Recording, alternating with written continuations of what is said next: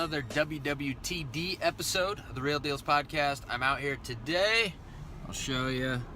There's my townhome project, or the back of it anyway.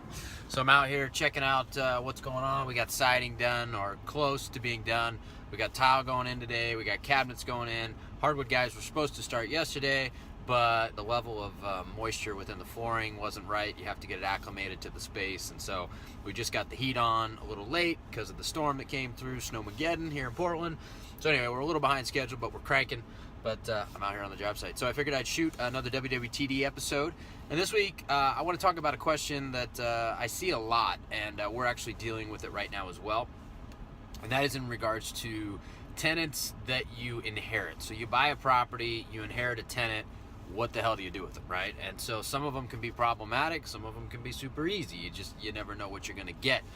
And so we've got the last WWTD episode that I shot. I was out at a property that had 3 houses, and this actually used to have an old house on it as well, and I kind of treated it the same way. So one of the people that lives in the houses, the 3 houses on the other property that I showed you last week, her rent is paid predominantly by the Housing Authority of Clackamas County, which is basically subsidized rent, right? So you've got a gal that's lived there for almost 20 years in a real shitty house, but she's had her rent almost paid for in full for the last 20 years by the Housing Authority of Portland.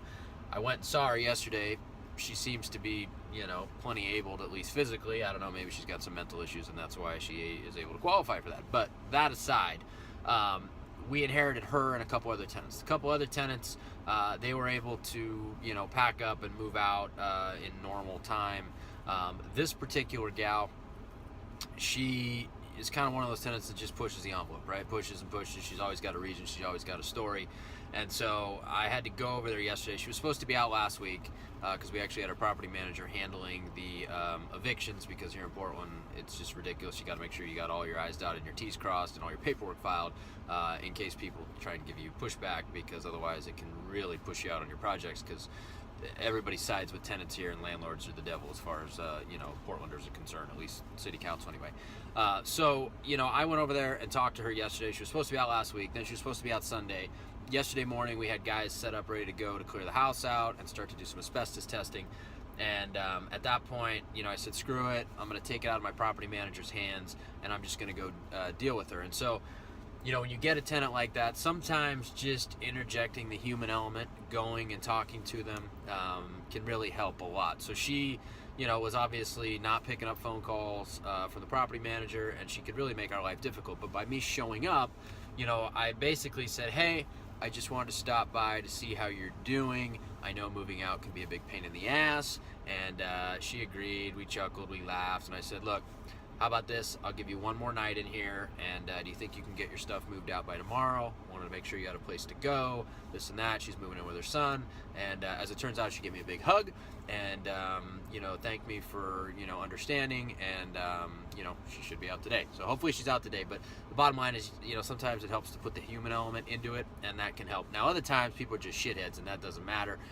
Like for the example, the person that used to live in this house, they were just a shithead, and so for that situation, money talks. And so I offered them like $1,000 or something to just get out and be gone, and it worked. So sometimes the human element works, sometimes money works. Both work better than having to go through the eviction process, I'll tell you that right now.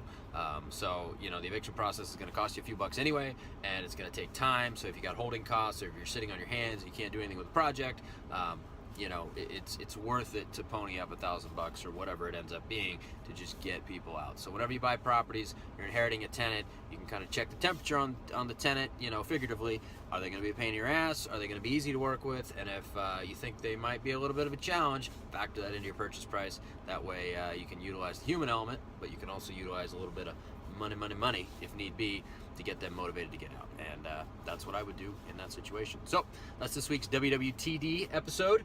As I always say, I may not walk on water, but I do walk on my own job sites. See you guys next week.